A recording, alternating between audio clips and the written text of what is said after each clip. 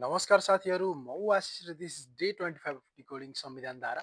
संविधानको धारा नम्बर 25मा सम्पत्तिको हक भनेर उल्लेख गरिएको छ। यसको उपधारा 1मा भनेको छ प्रत्येक नागरिकलाई कानुनको अधीनमा रही सम्पत्ति आर्जन गर्न, भोग गर्न, बेचबिखन गर्न, व्यावसायिक लाभ प्राप्त गर्न र सम्पत्तिको अन्य कारोबार गर्न हक हुनेछ भनिएको छ।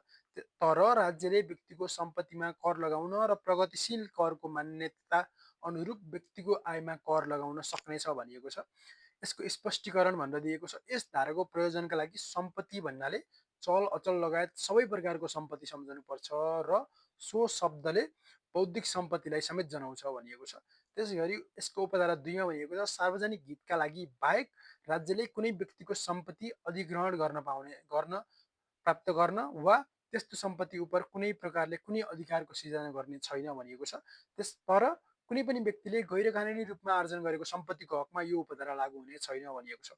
त्यसै गरी धारा नम्बर 25को उपधारा 3मा उपधारा 2 बमोजिम सार्वजनिक हितका लागि राज्यले कुनै पनि व्यक्तिको सम्पत्ति अधिग्रहण गर्दा क्षतिपूर्तिका आधार र कार्यप्रणाली ऐन बमोजिम हुनेछ। त्यसै गरी उपधारा 4मा भनेको छ उपधारा 2 र 3को व्यवस्थाले भूमिको उत्पादन र उत्पादकत्व वृद्धि गर्न, कृषिको आधुनिकीकरण र व्यवसायीकरण, वातावरण संरक्षण, व्यवस्थित आवास तथा सहकारी विकास गर्ने प्रयोजनका लागि राज्यले कानुन बमोजिम भूमि सुधार, व्यवस्थापन र नियमन गर्न बाधा पर्ने छैन भनिएको छ। त्यसै गरी उपधारा 5मा भनेको छ उपधारा 3 बमोजिम राज्यले सार्वजनिक हितका लागि कुनै व्यक्तिको सम्पत्ति अधिग्रहण गरेकोमा त्यस्तो सार्वजनिक हितको सट्टा अर्को कुनै सार्वजनिक हितका लागि त्यस्तो सम्पत्ति प्रयोग गर्न बाधा पर्ने छैन भनिएको छ। हस्, thank you and follow for more content.